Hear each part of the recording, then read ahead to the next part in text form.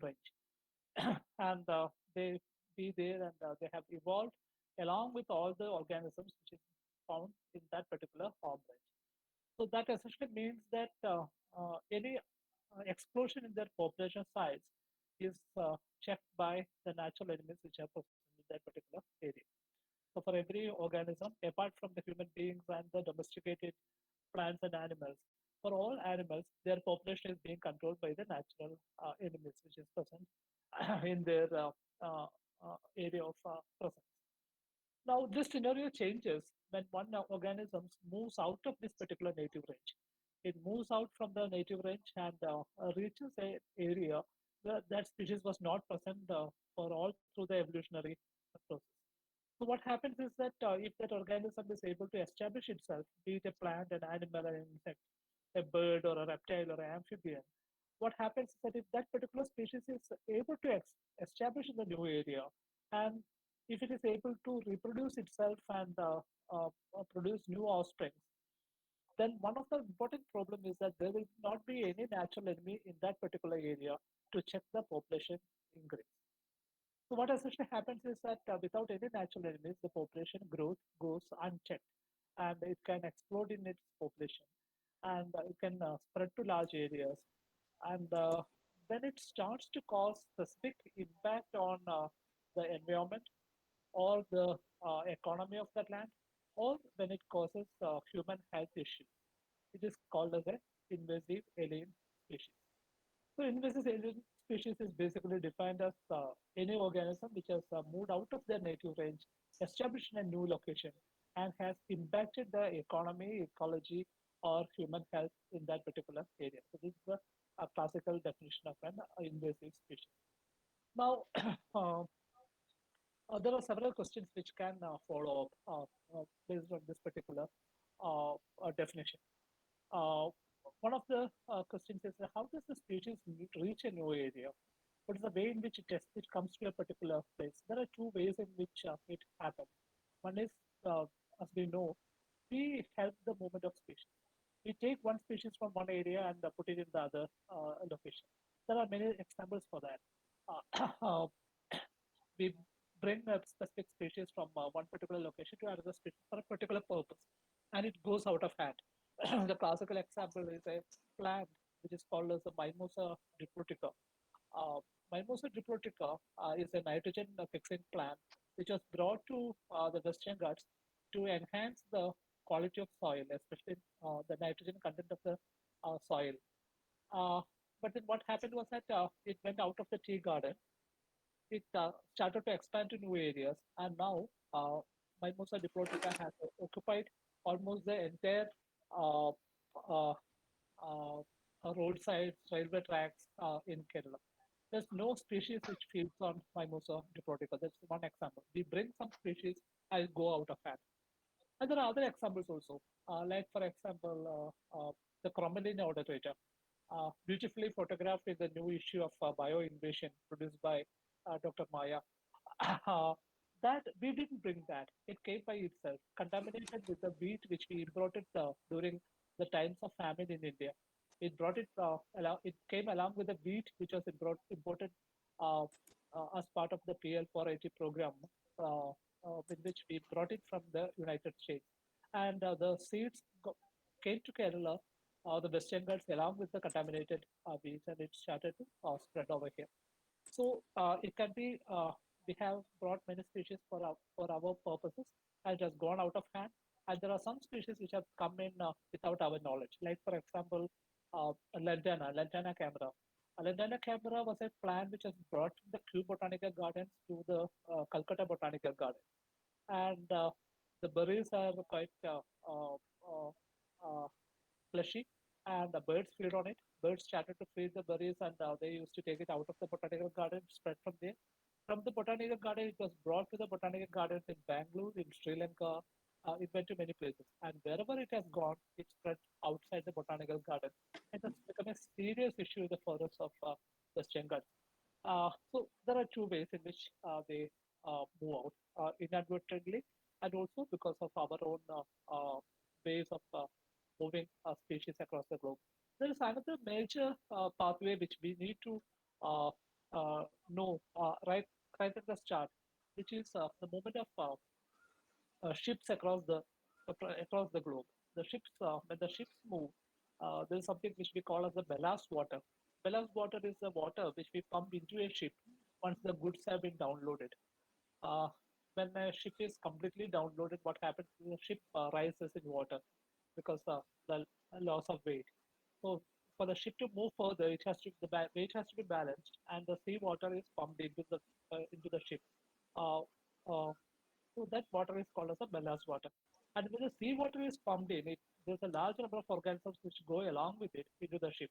And when the ship reaches a new port, uh, or in another port where it is loaded, the water is pumped out along with all organisms just got in will be flushed out, and that can reach a new area.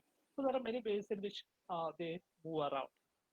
So I have spoken about the definition of the invasive species, and I have told about the pathways in which it moves. Uh, Yeah. So, yeah, we would like to know more about, like, since we are all, most of the participants are from Western Ghats, which species are more problematic? Like right now, we are talking about plant species. So, which plant species are more problematic in Western Ghats, and how they are altering forest ecosystem, or how they are causing pose to threat to biodiversity? yeah, that's a very interesting question, and then I will go by the chronology, which came first and which came later. In Okay. fact, we had the first wave of invasion in the Western Ghats by way of Chromalina coming in, Chromalina odorata. Uh, which came and since as I told you earlier, there was no natural enemies over here. It spread through the landscape. Normally, what happens is that the invasive species starts to establish in places of arrival. So that is not normally in the forested areas, but then it gradually moves across successive generations and it gets into the forested areas. And the problem with forest is that forest almost always happens to be the sink of invasive species. So when the invasive species is outside the forest, people will be doing something about it. Especially the farming lands, they will be removing it by themselves. But when it reaches the forest, it has got a free run. There's no management strategies which happen within the forest, and the species can spread to large areas. So Chromalina is one which came quite early, and then came Lantana camera. And Lantana, as I told you, it was not inadvertently. We never knew that it is going to be an invasive, but then it extended to large areas. Now, I would also like to mention one specific concern at this point of time. Normally, people believe that invasive species are not a big issue. Like, for example, I have seen people saying that the Chromalina was an issue earlier, but not now. Chromalina has gone. Now, what essentially happens is that the Chromalina, wherever it was present, it was replaced not by the native species, but by another invasive species. And Lantana took its place. And there is the fight between invasive plants and the native plants is happening. And what it does is to displace the native vegetation. It completely displaces the native vegetation and it establishes a monoculture of itself. If it's a Chromalina area, the entire area will be just Chromalina. It doesn't allow any other species to come up over there.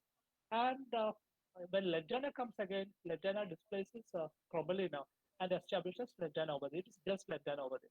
And after Lantana, the major invasive species which came was the Mycenia migranta, which is called as a mile a minute weed. It grows extremely fast. In fact, this is one species which we can see growing. If you sit with a lantana and you can observe, you can see it growing. You just put a scale just on the side of the growing climber. You can really see the plant growing. It's so fast, and it can adapt to many different situations also. And Mycenia is a climber. What it does is that it climbs uh, it completely covers the plants, trees even, and then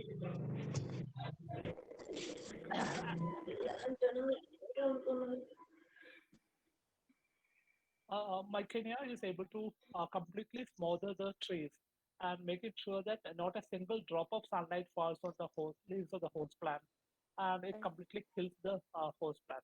it grows extremely fast and it produces large. Yeah. And just a minute, I just wanted to say in between interrupt, and it is called as Yes. Dhritarashtra Pacha. If I not, Yeah. yeah. It was basically Yeah. a word coined by one of my friend, Dr. E. Unnikrishnan, basically because referring to the epic Mahabharata, where Yudhishthira had a big Yeah. hug uh, on Bhima, trying to kill him. Bhima knew that, and instead of him going over there, he put a iron statue for Dhritarashtra to hug. So Dhritarashtra's hug is so Yeah. famous, and what the plant does is exactly the same thing. It completely smothers the tree and kills it. So that's because that's why it's called by that name. And uh, Mycaria was the next one, and then came uh, what I told you earlier, the Mimosa diprotica. Mimosa diprotica was brought in as a, and I forgot to tell you the way in which Mycaria came to Kerala. It was a very interesting thing. Mm. When we had started the rubber plantations, we were getting the first saplings of rubber from Indonesia, and Mycaria was the climber which was uh, used to as a as a buffer or a sponge uh, tied around the rubber sapling so that they doesn't bruise themselves during the transit. And when it reached over here, the packing material, which was Mycenia, was just thrown out and it started to grow. It can grow from in a small piece of its body. It can just grow from it's just a small part of the of the of the twine. And that is one interesting point which I want to make over here because invasive species, especially plants, make use of multiple reproductive strategies. They reproduce sexually by producing seeds. They also reproduce vegetatively. Every part of the plant can start growing into a new plant. So uh, we had the Mimosa triprotica, and when the Mimosa came over here, it was the thornless variety which we had. But now we have both the varieties, thorned and thornless varieties. Again, they're extremely difficult to get rid of. It is very fire adapted. Adapted, even if you burn it, the plant is going to come up just after the first drain. And these are all, I have spoken about the climber, which is Mycenia, then the herbs, which are the, uh, uh, the shrubs, which are Mycenia, lantana, or Promelina, or Mimosa japonica. But we also have trees also, tree invasion, which is quite serious. We have a very serious issue of the tree uh, called as Senna spectabilis. Uh, um, Senna spectabilis is a big issue in one of the wildlife sanctuaries in Kerala, called the Muthanga Wildlife Mm. Sanctuary in Wayanad. What happened was that it's a very interesting story. In the sense that we have our state tree, the state flower, which is the Cassia fistula, which produces very beautiful yellow flowers. And the social forestry wing had a very innovative program in which they wanted to plant a cassia fistula along the roads in Wayanad. They outsourced uh, uh, the uh, the supply of seedlings. What happened was that it was supplied to them. What happened was that the seeds were not of Cassia fistula, but it was of Senna spectabilis. And at the seed stage, it's quite difficult to distinguish between the two different species. The the social forestry people didn't do that, and they planted Senna spectabilis along the roadsides in Wayanad. And some very dedicated forest staff planted a few saplings well within the Muthanga Wildlife Sanctuary also. So now what happened was that it turned invasive. It has spread into Muthanga Wildlife Sanctuary like anything. And most of the invasive species, what they do is to produce a set of chemicals known as the allalochemicals. These are chemicals Right. produced by the plants and released to the soil, which make sure that none of the other seeds are germinated. Skin. So there's a very strong chemical warfare happening between the invasive plants and the native plants. And the Butanga Wildlife Sanctuary was completely invaded by this particular species. And to make things very worse, it was almost the same time that the bamboo flowered in Wayanad. So bamboo also, after flowering, it will perish. And when the bamboo flowering happened, what happened was that there was a large areas where bamboo has completely gone, which gave a large amount of area where senna could easily spread. So that is about invasive tree. So these are the major Species. invasive plants which are Plants. threatening West Bengal. Yeah. I just wanted to add something like when I was doing PhD, I could come across one species called as Acacia minense, that Yes, is wattle right. plantation, Yeah. that also is Yes. growing and that is high altitude forest. And I wanted to ask you this, you spoke about mimosa species. Is it similar to Mimosa invasa It's the same or it is species. a separate different It's the same species? species, and this is a Mimosa uh, Invisa. invisa and Mimosa diprotica are the same species, but then Okay, okay, there's a new name. One is newer than the okay, other, but okay, okay, okay.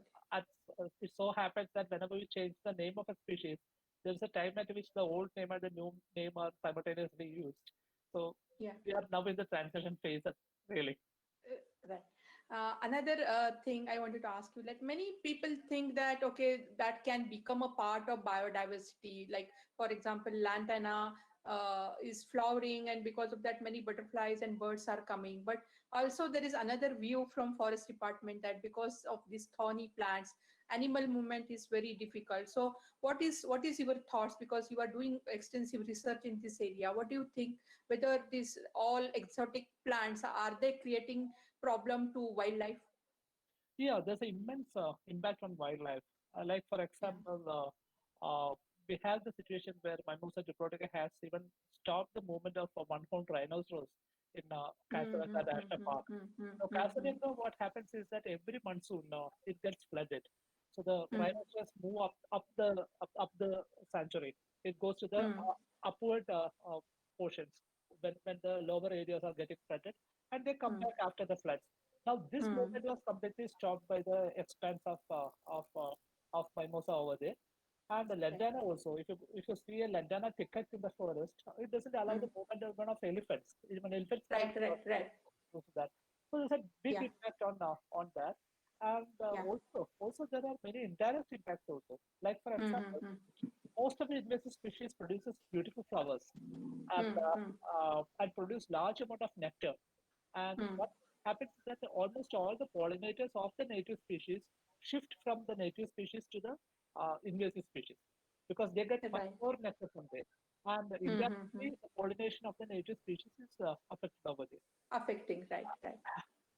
And to add on, when you look at the wildlife impact on specifically on the wildlife aspect, there's a very Mm. serious impact. For example, what happened in Muttanga is that none of these invasive species are palatable. No herbivores Mm. can feed on any of these invasive species. And Mm-hmm. they displace the palatable native species also. So the native Right. species have gone, and the species which is growing, which is an invasive species, are not palatable. So what happens is Mm. that the herbivores move. The herbivores move to new locations where they can access native plants, food Mm. plants. They completely abandon the invaded areas. By invasive species present areas, they are completely avoided. They move. And now what happens is very important. When the herbivores move, the predators should also move. Right. And the movement of the herbivores is quite different from the movement of carnivores because Mm. carnivores def- definitely have their own home ranges. So Mm-hmm. for the tiger, for the leopard, they all have their own specified uh, home ground, and Right. they are protecting that by marking it by way of markings on the tree or by urination. They are maintaining the Mm-hmm. and when the herbivores move, the carnivores are also forced to move. And when the carnivores move, what happens is that they cross into other territories, which leads Right. into immense conflict. And many of the human wildlife conflicts generate because of animals which have been bruised or made uh, inefficient to hunt their prey. So True. they turn out to domestic animals. They Right. they lift cattle, uh, triggering a process of a cascade of problems, which we normally call as the human wildlife conflict. So the invasive species have got a very strong bearing on the increased wildlife conflict that is happening these days in the Western world. True. And also, like, so you want to say that it disturbs entire food chain and ecosystem.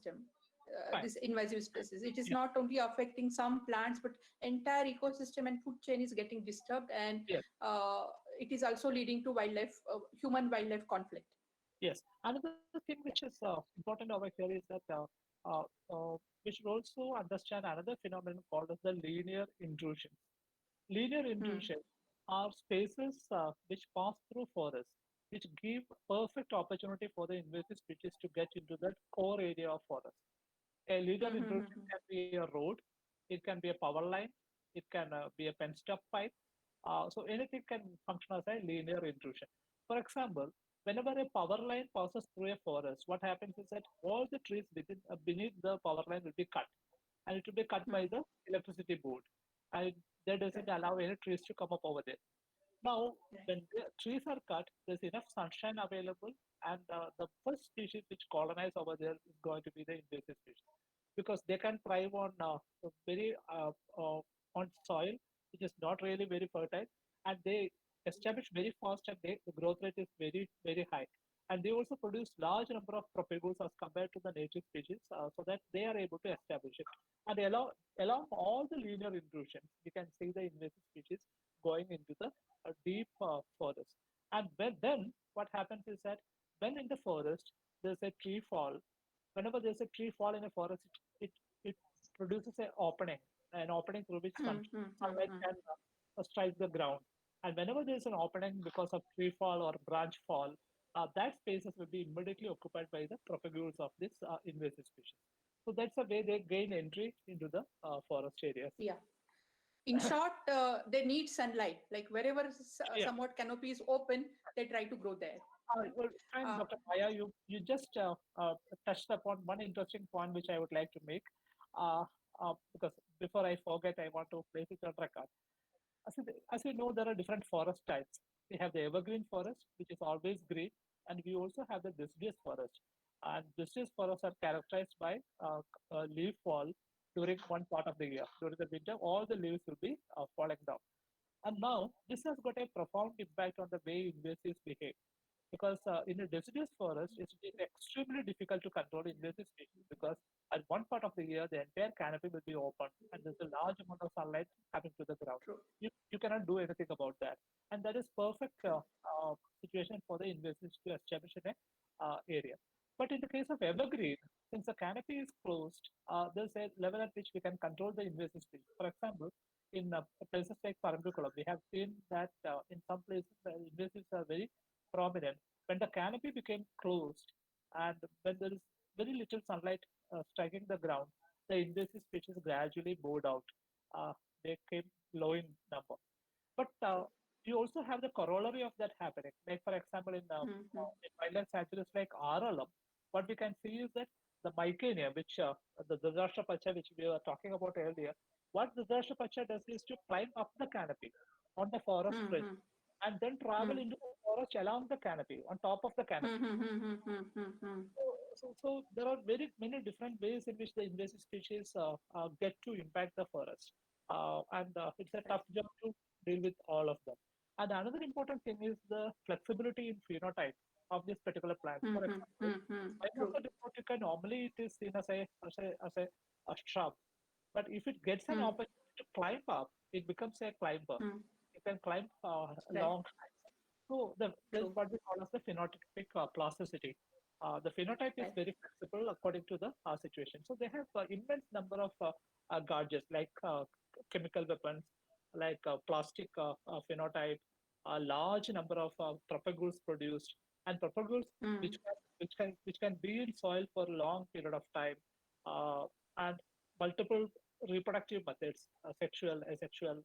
So all these make the invasive species much more powerful than any of the native species when they are establishing over here. True.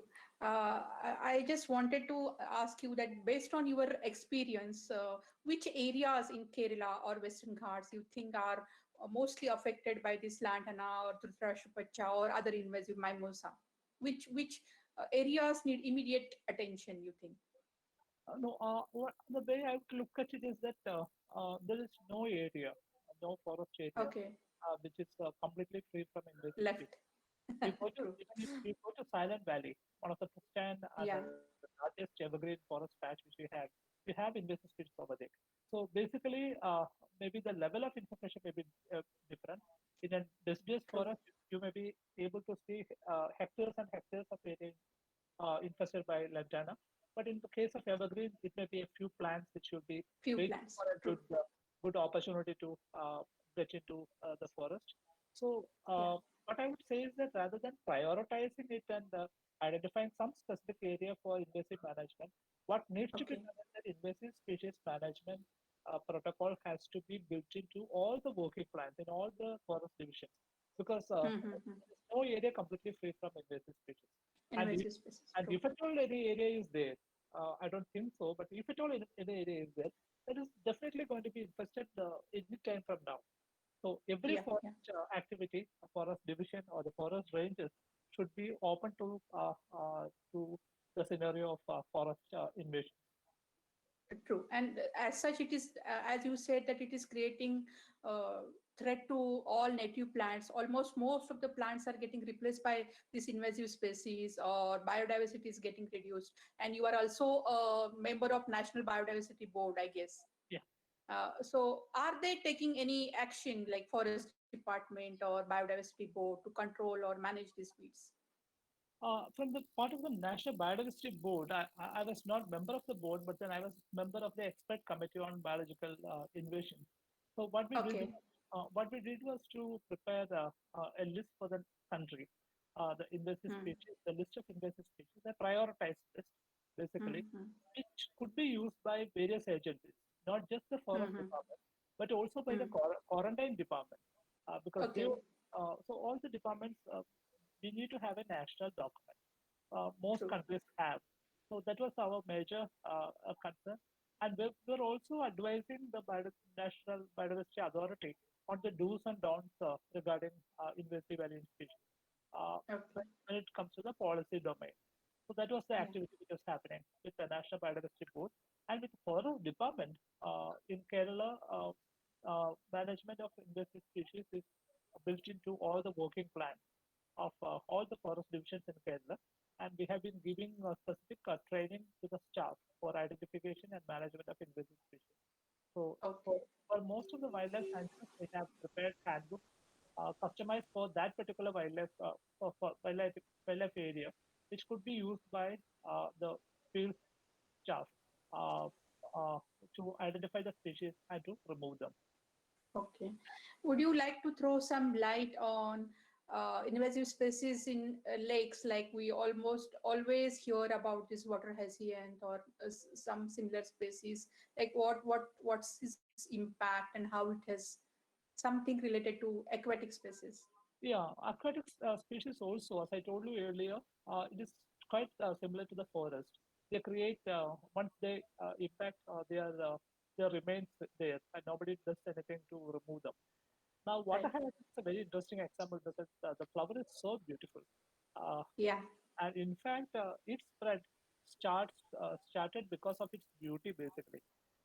True. Long back, there was a big festival in US wherein there was a uh, collection of plants, animals, which came from different parts of both South and North America.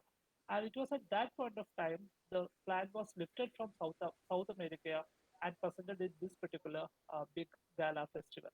And the beauty attracted many people, and they took it to different parts of the United States, and also it went to many new countries. And wherever it went, it became a major invasive species. And what it does is it completely blocks the entry of light into water. It True. completely spreads on the surface of the water, and it promotes uh, the process of conversion from a wetland into a terrestrial location, uh, because it provides a good atmosphere for amphibious plants to grow first, and then when the water level comes down, uh, the other species, that a true terrestrial species can start uh, uh, working over there, and it completely derails the hydrology of that particular area, and it True. also uh, provides good source for the breeding of mosquitoes. So, Right. and the movement of boats is really affected. For example, in places like Calapi, which is known for water tourism or backwater tourism, it is definitely impacted by the presence of Yeah, water hyacinth. Uh, so it's a very high impact. right. Like usually invasive species or forest, like we speak mostly about plants. And maybe because I am from botanic background, I always invasive species, I talk about Lantana, Cromolina, and Mycenia. So since you have done so much research in insects or this African snail, or you are a zoologist, so can you just tell us more about invasive animal species? Yeah. In fact, basically, I am a zoologist, or specifically an Okay. entomologist. So I should be speaking Yeah. more about insects and animals. See, what happens is that the advantage with plants is that the plant taxonomy or classification of plants is almost near perfect in the Western Ghats. We have, even though we get to have a new species once in a while from the Western Ghats, we know mostly what are they. But if you come to insects, the situation is so terrible. If there are 10 insects out in the forest, we have identified only four of them. We have not yet identified six of them. So now what happens is that when if a new insect comes over here, we'll never be able to know that it's a new one because we doesn't have a list of what is here already. And so essentially what happens is that we come to know only when it creates big impact. For example, the papaya mealybug. When the papaya maybe mealybug came over here, it completely destroyed the papaya agriculture, which happened in Karnataka, Tamil Nadu, and Kerala.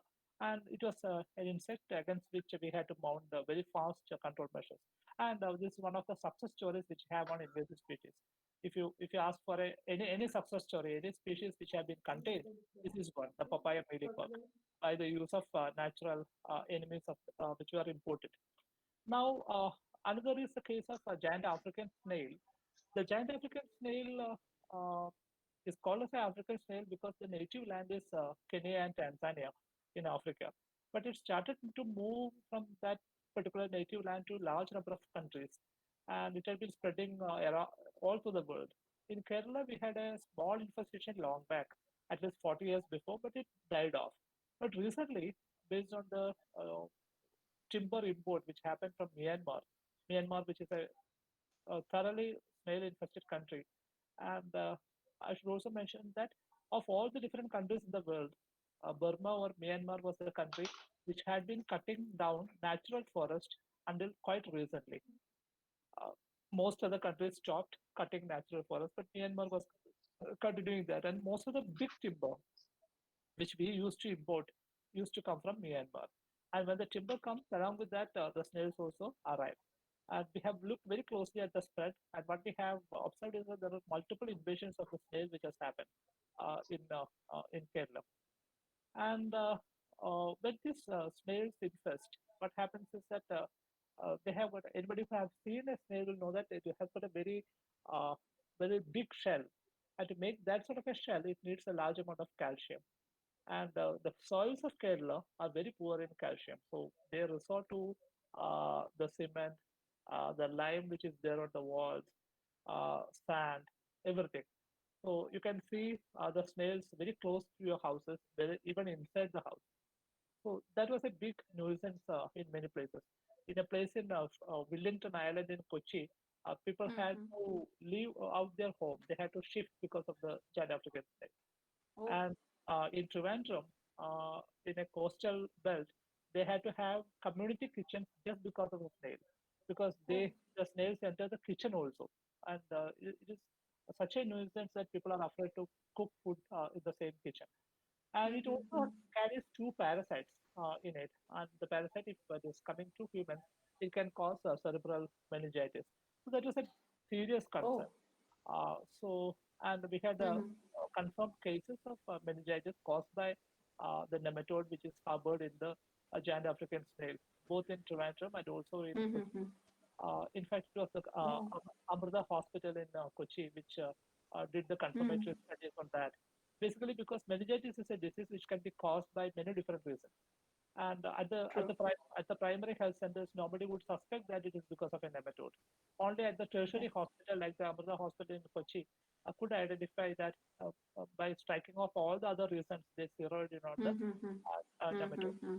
So It has got Oh. multiple impacts, and Mm-hmm. it is very important to work very closely with the people to work on that. Mm. Uh, Mostly, basically, because the snails are active only during the rainy period. So once True. rain is gone, all the snails will go under soil and they hibernate, Mm. and people will think Mm. that the problem is solved. And Mm. but with the very next showers, the next year, everything will come out, with creating a Mm-hmm. larger infestation. So that was a very educative process, research work in Kerala, which also led to a very interesting development. We had to establish a nodal center for invasive alien species in KFRA just because of that. Basically, Mm-hmm. the story is very interesting. The sense that Mm. the very first outbreak which happened in Pathanamthitta district at a place called Kone, what happened was that Mm-hmm. the people went to the agriculture department and complained that this snail is creating a big problem. And the agriculture department told that no, this is not an agriculture pest, so uh, we are not the people to be approached. So they Mm. went to the forest department, and the forest people told us, see, this species has not come from the forest, so it is not our business. So they went to the health department, and the health department told that no, there is no disease which is caused by this particular organism. They never knew about the nematode, so they told that Mm. it's not a health hazard, so it's not our issue. So that is the time at which we knew that for invasive species, there is no dedicated agency for people to approach. Mm. If you are traveling on if you're walking on the streets of Coimbatore and if somebody robs you, you can go to the police station. But if an invasive species come, there is no place you Mm. can go and complain about it. So that was the Okay. reason why we established a dedicated nodal center for invasive species. Now what Okay. people can directly call us and we will attend to, because basically because all the invasion, whether it be plant, animal, insect, bird, amphibian, it follows a specific pattern, whatever be the True. species. And once you know the pattern, you are much closer to the management method also. So that is what we are trying to do in KFRI. So can you just tell us more about management, how we can do management with your practical experience, and also what your center is doing? What is your center's role? And other than your centers also, what should be the general management strategy for all these invasive species, plants as well as animals? What forest department should do, or what as a general public, what should be our role? And you can also add to it that what your center is doing. Fine, Dr. Maya. See, the way we look at it is that invasion is a process which have got different stages, and the management method is is developed based on the stage of invasion. Like for example, the very first stage of an invasive process is the arrival of the species. And True. at the arrival stage, we have our quarantine department, which can be sensitized to stop the arrival. They can check the baggages. And within that, also, there's a huge variation across the different countries. You go to New Zealand or you go to Australia, they have got very stringent standards of quarantine. Uh, Long back, there was an issue with uh, our spin bowler Harbhajan Singh. Harbhajan Singh, when he went to New Zealand, was fined uh, just because he didn't disclose that his shoes was not cleaned of mud, which was there. He was fined for that. Oh. So basically, New Zealand is a country which is extremely cautious about any new species coming in. So Hmm. they check all your baggage. They doesn't allow seeds to be taken in. No propagules are allowed. But we don't. Our rules are much more simpler, and there's every Hmm. chance that the the the propagules which are coming from outside can go through the quarantine process. So if you are the first stage of containing a invasion or managing an invasion is that you should have a list of prospective invasive species to the country, and that information should be available in all the quarantine offices. If they see a particular thing, they should have images which they can verify with, and they can identify that it's an invasive species, and they can remove it then and there. That's the first stage. And if a species has crossed that stage and have established over here, that's the very first stage of its establishment. If a species is found to be in the establishment phase, you can physically remove the species because it will be very few in number. And this is a strategy which is very very useful in many of the wildlife sanctuaries also. For example, in Muttangam Wildlife Sanctuary, there's a large number of tourists coming in to see the forest. They all Hmm. get down in front of the sanctuary and they get into the jeeps available over there. They go to the forest.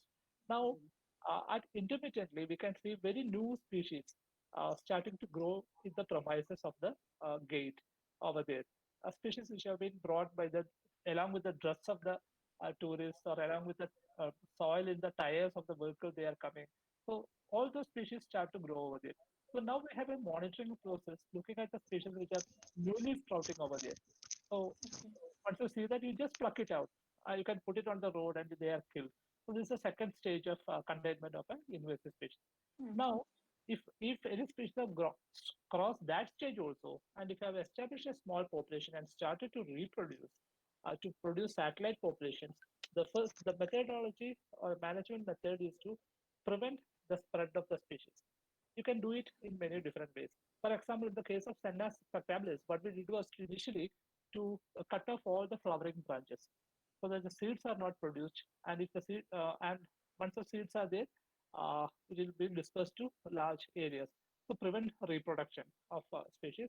And once the reproduction is stopped, then you can have a strategy of physically removing the plants over there.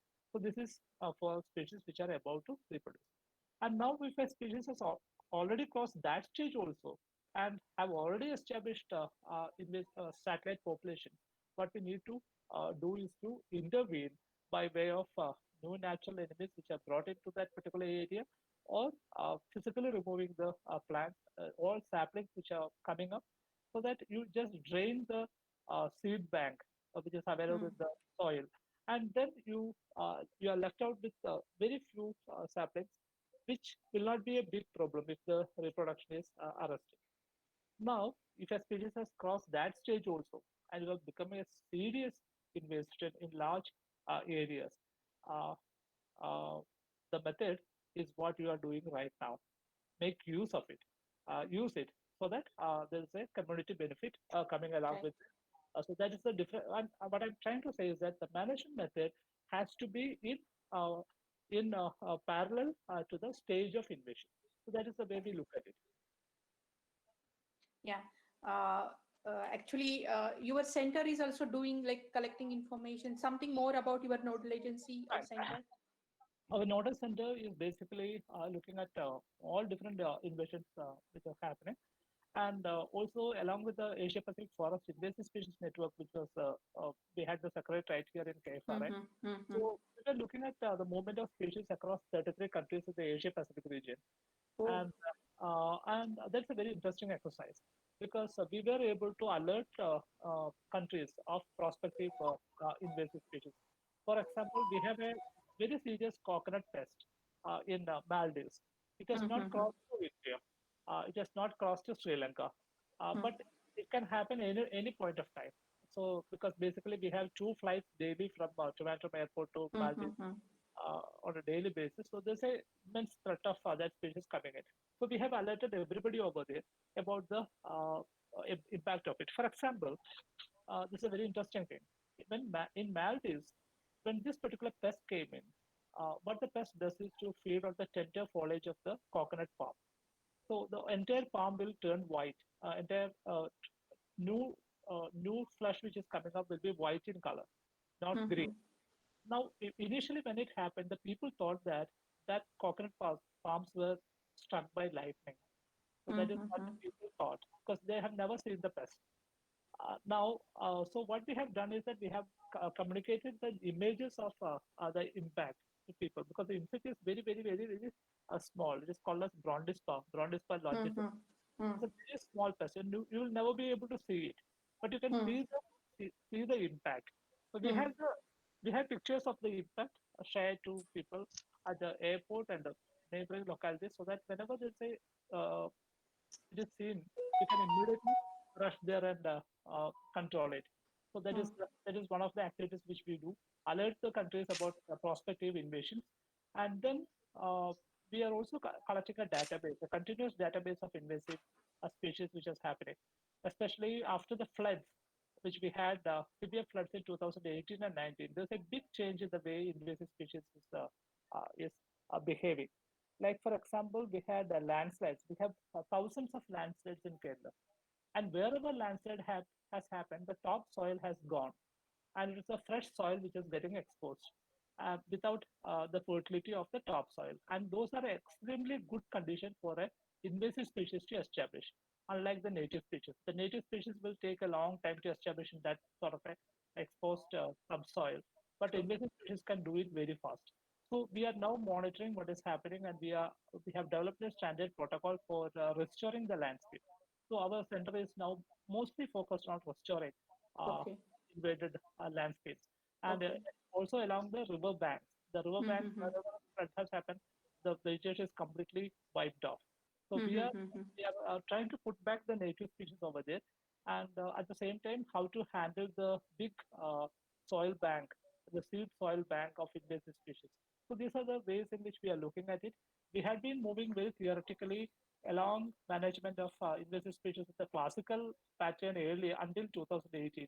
But the 18 and 19 floods completely derailed our activities also. We are now more focused on restoration. Very good. Very interesting and need of the hour, because usually people remove the plants and then that land becomes vacant and again same thing Sure. happens. And and I must say that very informative and interesting lecture. You covered all the aspects from biology to its control management, how it has come, so many interesting facts you told. In case if you want to add something, you can add, otherwise we can start question answer session. Yeah, I do think maybe, uh, yeah, uh, restoration. When you speak of restoration, yeah, I'd like to give one message. Whenever Mm-hmm. we are managing invasive species, whenever you are trying to remove invasive species, uh, my message is that don't touch it unless you have a restoration plan in place. True. uh, you need to have a set of native plants ready to be planted over Mm, there. At least the mm, seeds have to be ready, which can be broadcasted in that area. Only if you have it, you touch the species. Because in the example of Senna spectabilis is that if you cut the tree, it will be profusely growing. It will be growing with renewed energy, true, and then true, it true. becomes very difficult to control it. So Right. unless you have got a uh, clear plan of what you are going to do with the landscape, don't touch any invasive species. True. So that is the take home message. Thank you, Dr. Sajeev.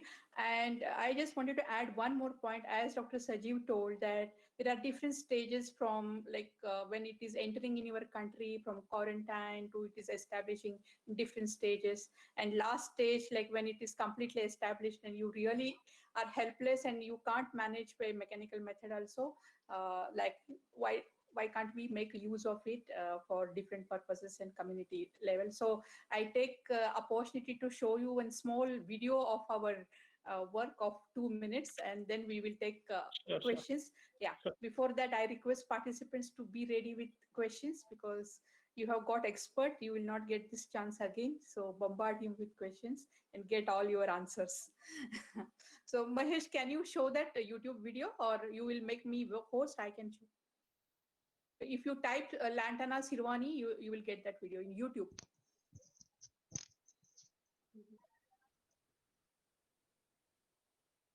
You just need to Yeah, share. yeah, sure. Yeah. You know that video, right? Lantana's one. Mm. Oh, first video. Yeah, yeah, yeah. Yeah. DST project video.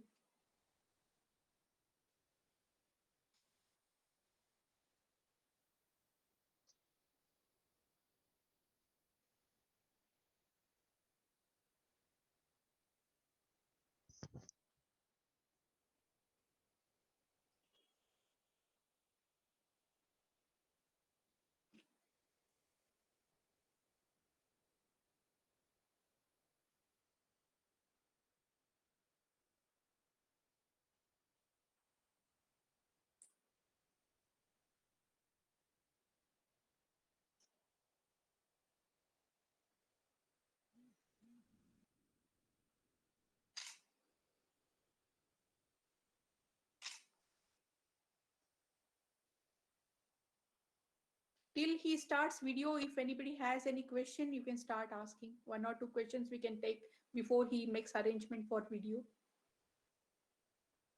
You can either type your question in chat box, or you can unmute and ask one by one.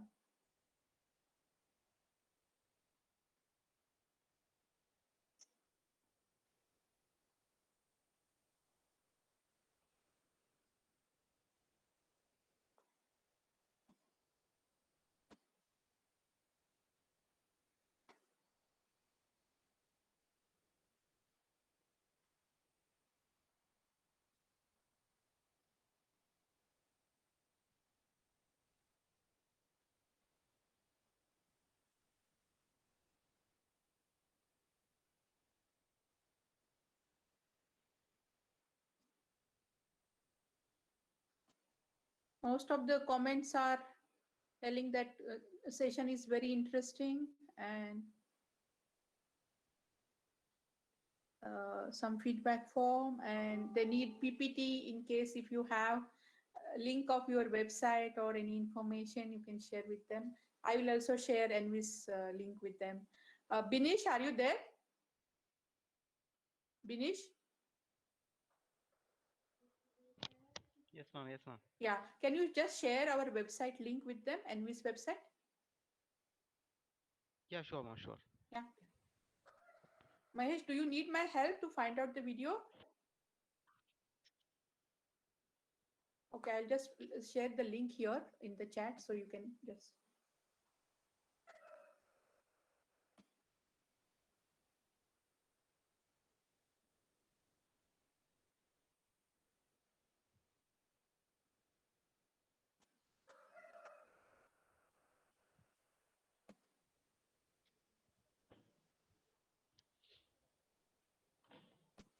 There are a few questions in the chat box. Uh-huh. Maybe we could, yeah. Yeah. Nikhil Balachandra has asked about whether we have a database or invasive plants. Yes, we have a database. Yes, I'll be putting my email ID over here. You can, in case you need it, you can just mail me that. Yeah.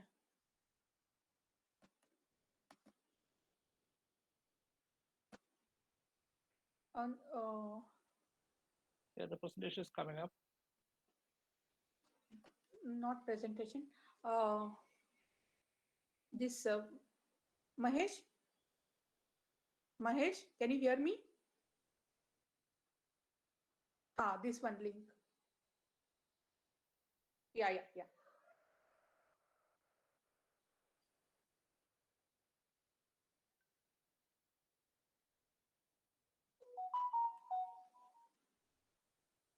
My sound is not coming, I guess.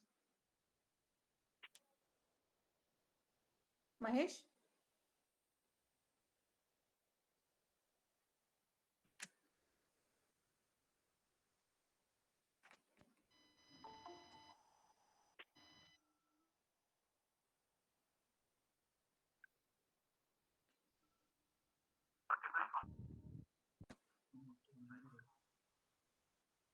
I have it's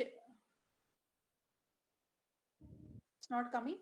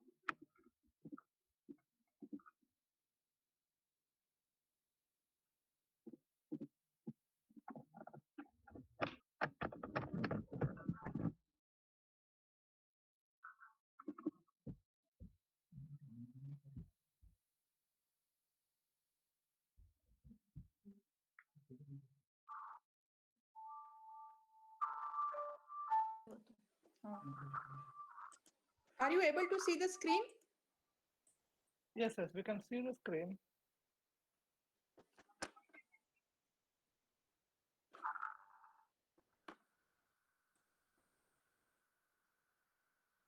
Binish? Yes, ma'am. I can see. I can see. Okay, thank you.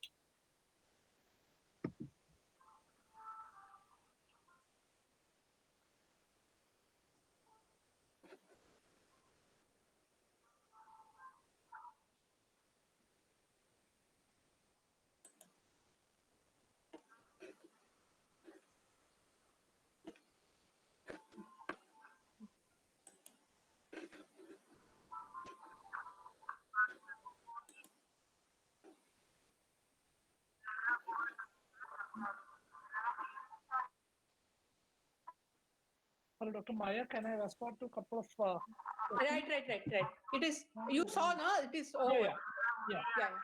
Just a minute. I'm just, yeah.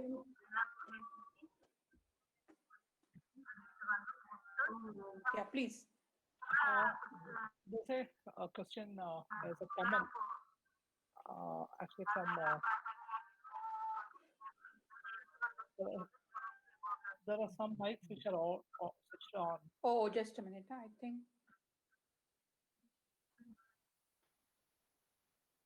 think that video is running or not. Let me check.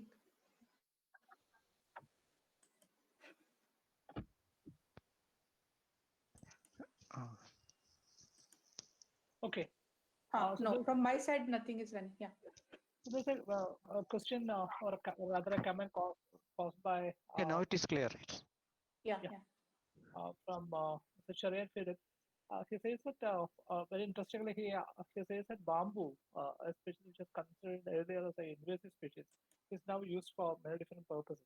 So likewise, lantana also has got a future once the uses are identified, and not just for lantana but for other species also. I'd like to respond by saying that there are several species of bamboo, and only very few among the bamboo species are invasive. Others doesn't show an invasive character. But true, this is also many of the invasive species needs to be explored for the utility purposes. But one of the points which we have to make sure is that we also need to move ahead and think of a situation that we are removing the species, and that should not become a standard activity that you cultivate invasive species and then use it again. We need to move on. We need to identify the short-term plan which we have in place. Uh, Another thing which Dr. Maya was asking earlier about the activity over here, what can the world expect from invasive species research in the Nordic Center or in Kerala Forest Research Institute? I would like to say that immediately, very soon, we are going to coming to the last stage of a very interesting project supported by UNDP, United Nations Development Program. They had been interested in our work in invasive species and granted a project which is focused on the Munnar landscape. And Munnar is a very interesting landscape in the sense that it is becoming a experimental laboratory of climate change. Because there's a movement of species from the lower part to the higher elevations of Munnar, and every species which is occupying the topmost part of the Western Ghats is facing an immense array of challenges. Uh, and invasive species is going to add to the stress of the indigenous species which are there. So the UNDP project is ongoing. We had a short delay because of the COVID lockdown. We will be picking up fast, and that is something a project which is going to come up with a wide array of solutions, and it will be working on the distribution and also the management methods of invasives in high elevation areas. So that is one interesting result which is going to come out soon. Another is our work on the relationship between tourism and invasive species. We have a dedicated program wherein we are looking at the impact of tourism, both forward and backward impacts between tourism and invasion. Uh, and another uh, major activity which we are doing is to connect, to identify what are the ecosystem services which are being affected by the presence of invasive species. So that is also a major area of research which is happening right now at KFRI. So maybe the next year will be the year at which we'll be coming out the results to the whole world, both the scientific and popular information out of these three areas. Just to add to his lantana thing, in fact, lantana is so widespread that we need not cultivate. So whenever we are cutting also, we were not able to uproot. So it is growing again. So Oh, as such, we are not promoting cultivation of any species, but just as long as we can't remove or we can't manage, we thought why can't we make use of it? But definitely we are not going to cultivate it like bamboo because it can create another havoc. Any other question is there? You can even unmute your mic and speak, no issues. Mr. Sundan has asked a question on economic uh, culture of invasive fishes. Now, this has happened, and we have several serious issues with respect to invasive fishes. And most of the time, what happens that when a culture is established, there's every chance that the culture space can be connected to the larger networks of rivers, and it promotes invasion. So we never ever advocate the culture of invasive species. Uh, Christina Grace has asked a question whether there are any invasive vertebrates in Kerala other than fishes. That's a very interesting question. We have yet to come across one. Fishes are the ones which are grabbing the uh, attention at the moment. We are yet to come up to identify a vertebrate non-fish uh, invasive organism in Kerala. Divya Narayanan has asked me whether we have personal experience in the right direction of Senna. Yeah, we had done a series of experiments in Wayanad to arrive at the best management strategy for not just for the species as a whole, but for each stage of the tree. Uh, that is one thing which I missed to tell you earlier. For a species like Senna, you need to have different management strategies for different stages of the plant. When it is a sapling, the strategy is to remove it by physical uh, uh, removal. Then, if it is a bit high, reaching the reproductive stage, you need to arrest the reproductive mechanism. You can also do that by girdling the tree. Then, if it has grown so big, then you need to uh, girdle it and also use herbicides to kill the tree. So there are the control measures are basically stage specific or age specific. So that is the way we look upon the management of Senna spectabilis. And we are also trying to come up with methods by which the allelochemicals released to the soil by the species is managed.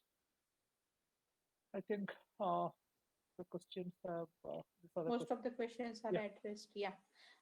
One question I could see here, that what is the result of competition on article writing on invasive species? Somebody has asked, which we had conducted few days back. Mhm. Ma'am, we are there are so many articles we have received, and like even essays, some 250 essays. All experts are reading that, and soon we will come back to you with results. And I'm so happy that we are receiving very good response. And please, I think most of you are member of our Envis, so keep watching all the webinars and studying and taking part in all our activities. And I'm so thankful to you, because uh, participants is the most important thing in anything. Unless we get good participation, our webinar or any activity can't be very successful. Dr. I Maya, one thank. question. Dr. Yeah. Maya, there is one question left in the chat box. May I? Okay. It's from Marin Georgie. The solution should Okay. is to burn them. Uh, she's asking whether we need to burn them and how to make Burn invasive species. yeah, and to make Uh, people aware that they think they are good and beautiful. Yeah, that's a very important thing about invasive species. The awareness has to be increased because in Kerala, at least, we have a feel that you look around and you find everything green, and you call it a very green country. And at least more than 50% of this green is being added on by the invasive alien plants in Kerala. So we need to distinguish that, and it is not just needed for burning every time because KFRA has evolved. One of my colleague, Dr. Sujata, has evolved a mechanism by which she is now making compost out of invasive species. true. So what we do is to make sure that the seeds doesn't go into the composting process.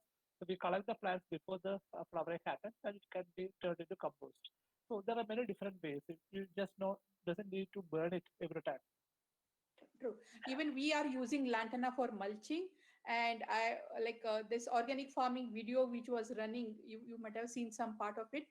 In that, they have like our experts have developed something called Anjayela Kidavarti. In Malayalam, they say Anjayela Kidavarti. In that also, we are using lantana as one of the ingredient as a biopesticide. So we can make use than just burning. Any other questions? You can unmute and ask also. No, no any questions, Mahesh? Just check the chat box once again. Otherwise, we'll close. No, no, we Answered we most of the thing. Hello. Good. answered almost all the questions. Okay. Yeah. Hello, Yeah, sir. yeah. Good evening, sir. Yeah, Yeah, Ramesh yeah. here, sir. Yeah. Thank you, sir, for having this nice session. Yeah. Only one thing, sir. Maybe my doubt. I have seen this lantana spreading in the eucalyptus and that acacia area, but it is not spreading in the grassland, high altitude grassland, especially that in Shola. Iraviculam or yeah. Any significant on that? Lantana in the fringe yeah. area, till the fringe area we have seen, but inside the grass it is not seen. Yeah, actually, there have been very interesting studies done by the Indian Institute of Science in their permanent plot bordering Kerala and Karnataka. And they found that the growth of lantana needs initial level of sunlight availability right on the ground. So whenever in the case of eucalyptus plantation or any other plantation species, this is possible. Yes. It may not be having very large amount of under growth. And for establishment, this is a very critical necessity for lantana. But in the Shola grasslands, this is quite difficult. The grass will be covering the top part. Even if it is not a big canopy, for the emergence of the lantana seeds, it is finding extremely difficult to happen over there. So that's the reason why we do Yes. find it there. Yes. Thank Yes. you, Sir. Dr. Jackson, Yeah. for Thank you. asking. Thank you, sir. Sure, sir. Any other question? So shall we close? Once again, I thank Dr. Sajeev Yeah, for we have taking covered time. almost I all. know you are such a busy person, but still you could take time out of your busy schedule and came and gave us such an insightful lecture. And you can see chat box is full of comments by telling that this lecture was very useful. Thanks Thank you again. for the Yeah. opportunity. Okay. Shall we? You can leave now, all participants. Yeah. Thank you all. Have a nice time. Take care. Stay safe. Bye. Bye from Bye. me. Bye. Thank you. Thank you.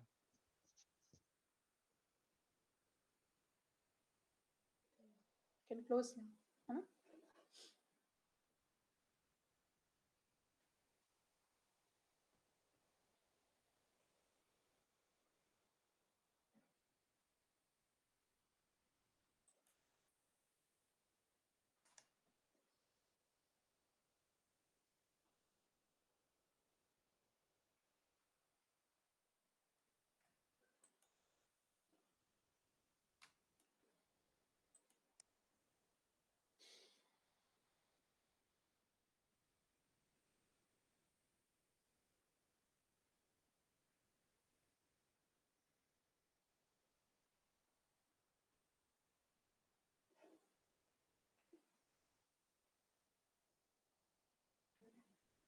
Hello.